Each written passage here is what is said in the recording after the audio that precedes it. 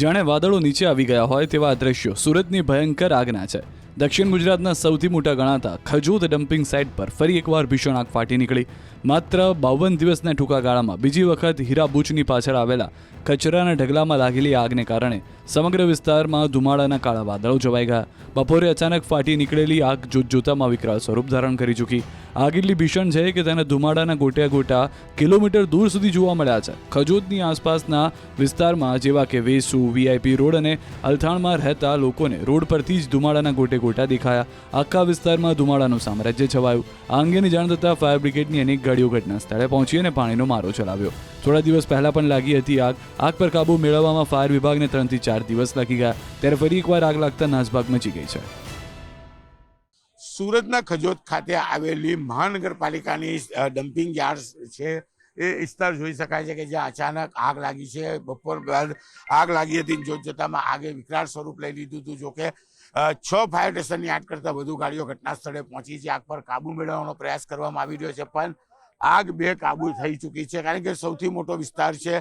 3 kilometre વિસ્તારમાં આખો dumping yard આવ્યું છે। તમામ ગાડીઓ જે ડમ્પિંગ યાર્ડમાં છે તેને બહાર કાઢવાની કામગીરી શરૂ કરી દેવામાં આવી છે। ખાસ કરીને જે પ્રકારે આગ લાગી છે, સુરતના 5 કિલોમીટર દૂરથી આ આગની જ્વાળાઓ કહી શકાય, તેમના ધુમાડા દેખાઈ શકાય, જેમાં જેને લઈને એક ભયનો માહોલ ફેલાયો છે। દ્રશ્ય સીધા જોઈ શકાય છે। આ ડમ્પિંગ યાર્ડની તમામ ગાડીઓને બહાર કાઢવાની કામગીરી શરૂ કરી છે।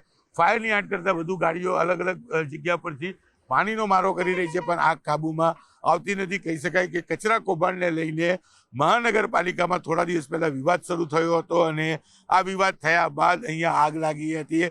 3 દિવસ કરતાં વધુ સમય લાગ્યો હતો આગ પર કાબુ મેળવતા। ફાયર વિભાગ સતત આગ પર કાબુ મેળવવાનો પ્રયાસ કરી રહી હતી, કારણ કે જે ડમ્પિંગ સાઇટ છે તેની બાજુમાંથી મેટ્રો અને તેની બાજુમાં ડાયમંડ બુશ આવેલું છે, અને જે પ્રકારે કાળા ધુમાડા છે તે ઉપર જઈ રહ્યા છે, એટલે કે આ વિસ્તાર કહી શકાય કે એરપોર્ટ ઓથોરિટીમાં આવતો તેની મોટાભાગની ફ્લાઇટો પસાર થતી હોય, એટલે કે સૌથી મોટી સમસ્યા એરપોર્ટને થાય એવી છે, જેને લઈને ફાયર વિભાગે પાણીનો મારો શરૂ કર્યો છે। પણ કહી શકાય આ ડમ્પિંગ યાર્ડમાં કપડુંથી લઈ પ્લાસ્ટિક ને કચરો એટલી હદે છે કે આગ પર કાબુ મેળવવો ફાયર વિભાગ માટે મુશ્કેલ છે। દ્રશ્ય સીધા જોઈ શકાય છે કે જે જગ્યા પરથી ગાડીઓ આવી રહી છે ત્યાં આગ લાગી છે, ત્યાં પાણી મારી રહ્યા છે, તો બીજી બાજુનો છેડો છે કે જ્યાં આગ લાગી રહી છે, એટલે કે કે બાજુ પાણી મારવું તે ફાયર વિભાગને સમજવું મુશ્કેલ પડી રહ્યું છે। અને જે ધુમાડા છે તે કાળા ધુમાડા કેટલી ઊંચાઈ સુધી પહોંચ્યા છે, સમગ્ર વિસ્તારમાં એક ડરનો માહોલ છે। સુરત શહેરમાં જે પ્રકારે ધુમાડા દેખાઈ રહ્યા છે, એટલે કે 5-7 કિલોમીટર દૂરથી દેખાઈ રહેલા ધુમાડાને લઈને લોકોમાં